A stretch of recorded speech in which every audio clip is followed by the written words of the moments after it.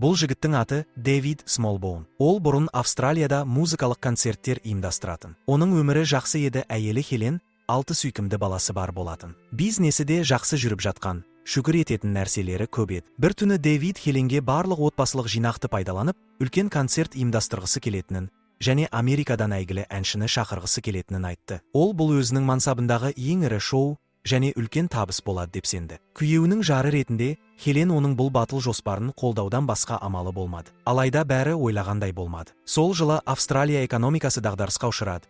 Ал Дэвидтің концерті сәтсіз аяқталды. Бұл толық сәтсіздік Дэвидті банкротқа ұшыратты. Концерттен кейінгі аптада Дэвид америкалық әншінің менеджерімен байланысуға тырысты. Концерт өтпегені үшін ақыны азайта алама екен деді. Ол ешқандай табыс таппады. Керісінше көп шығынға батты, бар жинағы жоғалды. Алайда оның өтініші қабылданбады. Себебі әнші өнер көрсетті және толық төлем талап етілді. Дэвид келісімшартқа сәйкес төлеуге мәжбүр болды. Қолынан келері тек соны қабылдау еді. Үйіне келгенде отбасы мен достары оған тосын туған күн кешін жасап қойған екен. Кеш барысында Хелен тағы бір баласына жүкті екенін айтып, бәрін таңғалдырды. Барлығы қуанды, бірақ Дэвид қуанбады. Сол кештен кейін Дэвид Хеленге концертінің толық сәтсіздікке ұшырағанын айтуға батылы жетті. Олардың отбасы үлкен қарызда еді және ешқандай жинақ қалмаған. Хелен мұны естігенде қатты таңғалды. Келесі күні Дэвид достарына хабарласып, жұмыс іздей бастады. Бақытына орай бір досы жұмыс ұсынды, бірақ ол Америкада еді. Егер қызығушылық танытса, Нэшвиллге барып, сол досымен кездесуі керек болатын. Келесі күні Дэвид пен Хелен бұл ұсынысты талқылады. Дэвид оған тек 2 жылға ғана баратынын, отбасының қаржылық жағдайы түзелсе, Австралияға қайта оралатынын уәде етті. Қиын болса да, Хелен күйеуіне сенуді таңдады. Бірнеше күннен кейін Дэвид пен отбасы қарыздарын өтеу және жол шығындарын жабу үшін үйлерін сатты. Олар ата-аналарымен қоштасты. Кетерінде Хеленнің анасы оған Америкаға барғаннан кейін оқитын хат берді. Бәрі дайын болған соң, Дэвидтің отбасы Америкаға аттанды. ақш-қа келгенде көші-қон қызметкері Дэвидтен отбасының қанша уақыт қалатынын сұрады. Дэвид 6 ай деді. Бірақ балаларының бірі байқамай 2 жыл деп айтып қойды. Қызметкер күмәнданып, оларды тексеру бөлмесіне алып кетті. Сөйтсе, Дэвидтің ақшасы тек 6 айлық визаға ғана жеткен. Ақыры ол 2 жыл заңсыз қалуға мәжбүр болды. Бақытына орай, олардың чемоданнан Хеленнің анасынан келген хат табылды. Хатта 6 айдан кейін кездесеміз деп жазылған еді. Бұл олардың шынымен де шын айтып тұрғанына қызметкерді сендірді. Алайда тексеріс ұзаққа созылып, олар Нэшвиллге ұшаққа үлгере алмай, пойызбен баруға мәжбүр болды. Түнде автобус вокзалында Дэвид телефон автоматтан досына қоңырау шалды. Олар 2 күн бұрын кездесуі керек еді. Бірақ Дэвид тек енді ғана жетті. Досы жауап бермеді. Сондықтан Дэвид жолын жалғастырды. Келесі түнде олар келіп жайғасқан үйде ешқандай жиһаз жоқ екенін көріп таңғалды. Хелен балалары еденде жатып ауырып қалмасын деп, киімдерден төсек жасап берді. Келесі күні Дэвид досын көруге барды. Бірақ әлі аузын аша бермей жатып, досы кешігіп келгені үшін жұмыс орнын басқа адамға бергенін айтты. Дэвид бұған таңғалды. Үйге келгенде ол бұл жаңалықты Хеленге айтты. Хелен аң-таң болып, аздап жалғыз қалғысы келетінін жеткізді. Жатын бөлмеде Хелен жылап, ішіндегі бар ашуын шығарды. Алайда үміт үзілген сәтте ол анасының жазған хатын көріп қалды. Хаттың ішінде аса маңызды ештеңе болмаса да, сол хаттың арқасында Америкаға келе алғандарын есіне түсірді. Ол бәрінің бір себебі бар шығар деп ойлап, Құдайдың жоспарына сенді. Көңілі орныққан Хелен күйеуін де жігерлендірді. Олардың отбасы бірігіп, бұл қиындықты бірге еңсеруі керек еді. Сол түні Дэвид пен Хелен балаларға қаржылық жағдайларын ашып айтты. Хелен барлығына әкелері жұмыс тапқанша үнемдеуге және бірігіп әрекет етуге тура келетінін түсіндірді. Келесі күні Дэвид пен отбасы шіркеуге барып,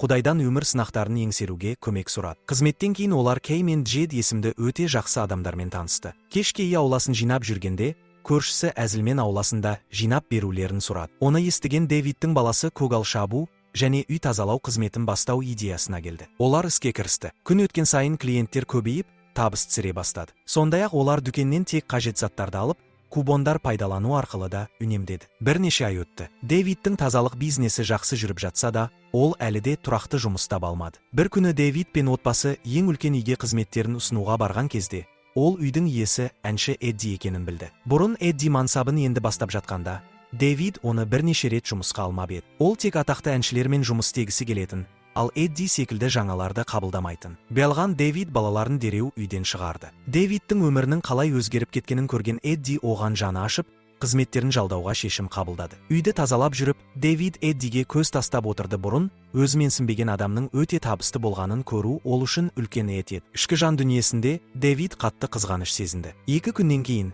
көршілер пикник жасап жатқанда, Кей Хеленді келесі күні алғыс айту күніне өз үйіне шақырды. Ол Хеленге уайымдамауын айтып, күйеуі оларды алып кететінін жеткізді. Келесі күні Джед Дэвидтің үйіне келгенде, жиһаздың жоқ екенін көріп таңғалды. Дэвидті ыңғайсыз жағдайға қалдырғысы келмей, ештеңе байқамағандай үнсіз қалды. Олар Джедтің үйіне жеткенде, шара басталмас бұрын барлығы бірге ән шырқады. Дэвидтің қызы Ребекка ән айта бастағанда, оның даусы соншалықты керемет болғаны сонша, бәрі үнсіз қалды. Шара кезінде Джед Ребекканың әнші болуға қабілеті бар екенін айтып, Дэвидке оны музыкалық продюсерге таныстыруды ұсынды. Бірақ Дэвид бұл ойға аса қызығушылық танытпады. Бірнеше аптадан кейін Рождество кешінде Дэвидтің отбасы кешкі ас ішіп отырған кезде бірнеше көліктің дауысын естіді. Бұл Джед пен көршілер болып шықты. Олар пайдаланылмаған жиһаздарын рождестволық сыйлық ретінде Дэвидтің отбасына әкелген. Олардың мейірімділігі бүкіл отбасын қатты толқытты. 3 айдан кейін кір жуып жүргенде Хеленнің іші ауырып, босанатын кезі келгенін сезді. Дэвид оны ауруханаға асыға жеткізді. Уақыт өте баяу өткен сияқты көрінсе де, ақыры олардың 7-ші баласы аман-есен дүниеге келді. Алайда қуаныш көпке созылмады. Дэвид аурухананың өте қымбат шотын көріп шошыды. Оның ондай ақшасы жоқ еді. Сондықтан ол ауруханаға өтініш айтып, шотты бөліп төлеуге рұқсат сұрады. Аурухана қызметкерлері оның жағдайына түсіністікпен қарап, шотты 2 есе азайтып, бөліп төлеуге келісті. Дэвид қатты жеңілдеп қалды. Бірақ жаңа шотты шығару кезінде жүйеде олардың шоты толық төленген деп көрсетілді. Бұл оны да, қызметкерді де таңғалдырды. 3 күннен кейін Дэвид пен Хелен үйге оралғанда, 6 баласымен Кей және Джед оларды қарсы алды. Барлығы үйге кірген соң, Дэвид Джедті оңаша әңгімеге шақырды. Ол Джедке Хеленнің ауруханадағы шотын төлеген адамның өзі екенін білгенін айтты. Алайда алғыс айтудың орнына Дэвид ашуланды. Ол Джедтен енді көмектеспеуін сұрап, досы болғанына алғысын білдіріп, бірақ өз отбасын өзі қамтамасыз еткісі келетінін айтты. Бірнеше айдан кейін Дэвид Ребекканың музыкасын әртүрлі продюсерлерге көрсетуге тырысты. Бірақ олардың ешқайсысы қызығушылық танытпады. Олар Ребекканың дайын емес екенін және сахнада қобалжитынын айтты. Келесі күні Ребекка бәріне айтты. Кеше Эддидің үйін тазалап жүріп, ол әнші әрі музыкалық продюсер екенін журналдан оқығанын жеткізді. Ол әкесіне басқа продюсерлерді іздемей, дәл Эддиге барып көруді ұсынды. Өйткені олар оны бұрыннан таниды. Бірақ Дэвид ашуланып, олардың тек үй тазалауға барғанын, одан артық ештеңе сұрамау керегін айтты. Бұл Ребекканы ренжітті, ол ренжіп кетіп қалды. Абырой болғанда, Хелен араласып, оларды татуластырды. 2 күннен кейін Дэвид пен Ребекка басқа музыкалық продюсерлермен кездесті. Ребекканың даусын естігенде, олар бірден қызығып, келесі аптада студияда ән айтуға шақырды. Дэвид пен Ребекка қатты қуанды. Алайда сол түні олардың қуанышы қайғыға ұласты. Әжесі қоңырау шалып, аталарының инфаркт алып, қайтыс болғанын хабарлады. Таңертең Дэвид продюсерге қоңырау шалып, бірге істейтін жобадан ақша алғысы келетінін айтты. Өйткені Ребекканың гонорары әлі алыс болатын. Ал өзі Австралияға ата-анасына баруға ақша таппай отыр еді. Бірақ продюсер ешқандай жеңілдік жасамады.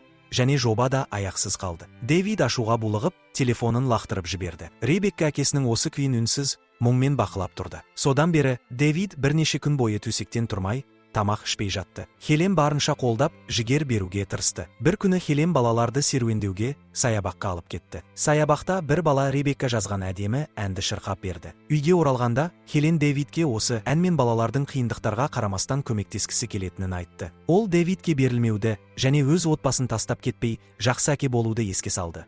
Себебі олар бәрі Австралиядағы жайлы өмірлерін тастап, оның арманы үшін Америкаға келген еді. Бұл сөздер Дэвидтің көзін жасқа толтырды. Келесі күні Дэвид өз-өзіне келіп, балалармен сөйлесті. Ол қорқақ әке болғаны үшін кешірім сұрап, Ребекка жайлы әңгімені өзі бастағанын мойындады. Ол өзінің менмендігін ысырып қойып, отбасын ойлап, Эддиге хабарласуға уәде берді. Келесі күні Дэвид Эддимен кездесіп, Ребекканың шіркеудегі өнерін тамашалауға шақырды. Сондай-ақ Джедпен татуласып, оның Ребекканың өнеріне фортепианомен сүйемелдеуін өтінді. Көп ұзамай Эдди және оның досы концертке келді. Ребекканың өнерін көргенде Эдди таңданып қалды. Ол досымен сөйлесіп, Ребеккаға продюсерлік келісім берілетінін хабарлады. Дэвидтің отбасы бұл жаңалыққа өте қуанды. Ребекка әнші болған соң, Эдди оған жаңа сахналық есім керек екенін айтты. Олар бәрі бірге ойланып, марқұм атасының есімін сахналық атқа қосуға шешім қабылдады. Осылайша ол енді Ребекка Джеймс деп аталды. Бірнеше жылдан кейін Ребекканың әні жарық көріп, жанкүйерлерінің сүйіктісіне айналды. Ол танымал әншіге айналды. Алғашқы концерті кезінде сахнаға шығар алдында ол ата-анасына алғыс айтты. Әкесі үйден тысқары жерде бар күшін салып еңбек етті. Ал анасы отбасының бірлігін сақтау үшін жанын салды. Олар оның шынайы, атаусыз қаһармандары еді.